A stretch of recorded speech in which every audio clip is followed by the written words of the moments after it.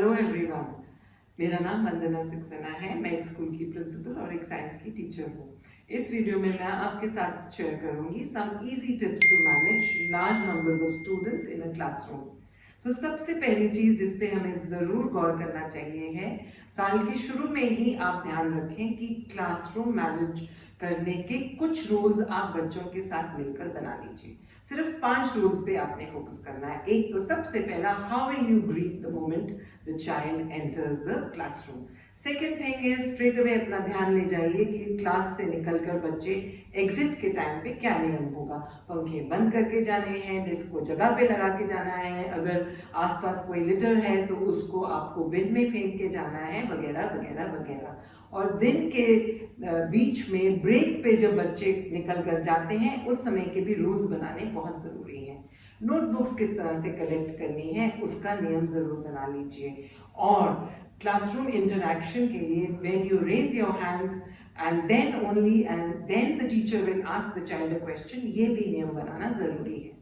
दूसरी चीज़, as a class teacher to manage a large group of students सबसे ज़्यादा ज़रूरी है use a lot of triggers in your classroom teaching. इसका क्या मतलब है? ट्रिगर का मतलब वो प्रेशर पॉइंट्स या एक बटन या हमें हमारी एजुकेशन की लैंग्वेज में कहा जाता है connecting the child to the previous knowledge.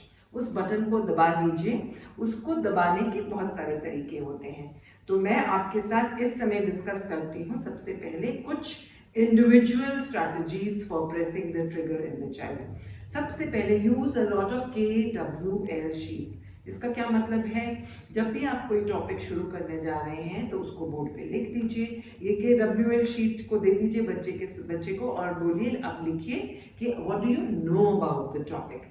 फिर आ गया W मतलब what do you want to learn about the topic, and at the end of the lesson or at the end of the time जब वो content खत्म होने वाला है तो L के बारे में बच्चा लिख सकता है, what new did the child learn about the topic। उन शीट्स को ज़रूर आप कलेक्ट कर लीजिए और अपने आगे के पढ़ाने को उसके हिसाब से आप चेंज कर सकते हैं। और दूसरी चीज़ है जो सबसे आसान तरीका होता है, use of entry and exit slips.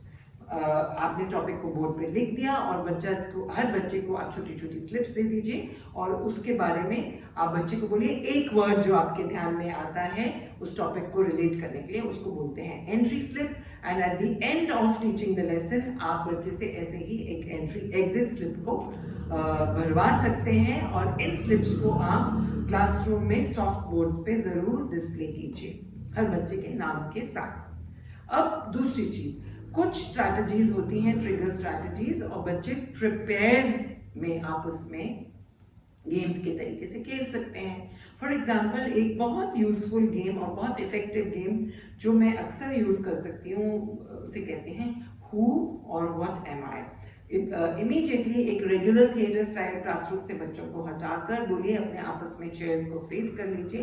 In pairs this game can be played and एक बच्चा कोई भी टॉपिक से रिलेटेड वर्ड अपने बुक पे लिख ले एंड अपने वो पार्टनर दोनों आपस में questions about who am I and what am I. It's like a guessing game of knowing what the word is written and the pair can score each other, and this helps to engage children with each other। और एक कभी भी game खेलने से वैसे ही classroom का माहौल बहुत ही बढ़िया और एक बहुत लाइट हार्टेड हो जाता है। दूसरी गेम जो मैं अक्सर खेलती हूँ बच्चों के साथ उसको बोलते हैं think pair and share. So topic लिख दिया ब्लैक बोर्ड पे, अब बोलते हैं इंडिविजुअल सोचो इसके बारे में आपके क्या थॉट्स हैं, फिर अपने पार्टनर के साथ मिलो, अब आपस में डिस्कस करो और उसके बाद पार्टनर चेंज कर लो। तो यानी कि मुझे पता लगा, जैसे मुझको पता था 1 के साथ मैंने ऐड किया 2 और अब मैं 1 2 को लेके गई 3 के पास, फिर 1 2 3 और उसके बाद मिली 4 को। इस तरह से आपकी नॉलेज, सारी क्लास की नॉलेज कंबाइन हो जाती है और एक इकट्ठे सीखने का माहौल, एक कोलैबोरेशन एस्टैब्लिश हो जाती है जिसमें सीखना और सिखाना बहुत आसान है।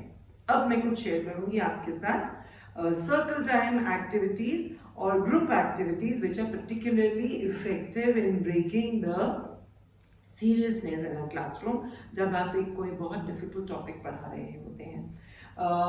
एक है jump in and jump out, एक सर्कल बना लिया। ये स्ट्रैटेजी चाहे बड़े बच्चे हों चाहे छोटे बच्चे हों, दोनों में ही काम आती है। एक बड़ा सा सर्कल बना लिया और सर्कल के बीच में आपने कुछ स्टेटमेंट्स दी और अगर ट्रू है तो जंप इन, फॉल्स है तो जंप आउट।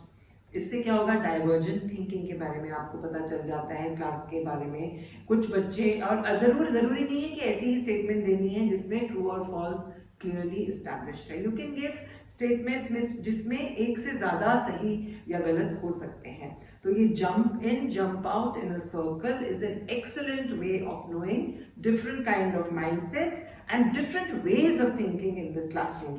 और एक और स्ट्रैटेजी है जो है बड़े बच्चों में खास तौर पे इफेक्टिव होती है, जिसको बोलते हैं, जो पिक्चर और वीडियो पे बेस्ड होती है। आपने क्लासरूम में एक पिक्चर दिखा दी और एक वीडियो बना दिया, दिखा दिया, चला दिया, बच्चों ने उसको देख लिया। उसके बाद आपने पिक्चर को हटा लिया और वीडियो को बंद कर दिया। ब्लैक बोर्ड आपके सामने है। You can call for volunteers कि आइए, दौड़ दौड़ के आइए, एक वर्ड वीडियो से रिलेटेड या पिक्चर से रिलेटेड आप जल्दी जल्दी आप लिख दीजिए। सबको इकट्ठा बुला लीजिए, भर जाने दीजिए अपने ब्लैक बोर्ड को अलग अलग वर्ड से। उसके बाद उनको वापस भेज दीजिए। सारी क्लास के साथ इकट्ठे मिलकर उन वर्ड्स में उस टॉपिक को लेके कनेक्शन को इस्टेब्लिश कीजिए। आपकी स्टोरी बन जाएगी, आपका माइंड मैप बन जाएगा, आपका ग्राफिक ऑर्गेनाइजर उससे निकल कर आ सकता है। And it's very easy to gauge the level of understanding at which your class is at. इन सारी स्ट्रैटेजीज को करने से चाहे आपकी क्लास में 20 बच्चे हैं या 40 बच्चे हैं या 50 बच्चे हैं, हर बच्चा वैल्यूड फील करता है, स्पेशल फील करता है, एंगेज फील करता है और लर्निंग में बहुत एक्टिव पार्टिसिपेंट होता है। Remember that learning is always great when energy circuits are created amongst the participants, and learning can be taken to the next level in a group through collaboration with simple strategies like these.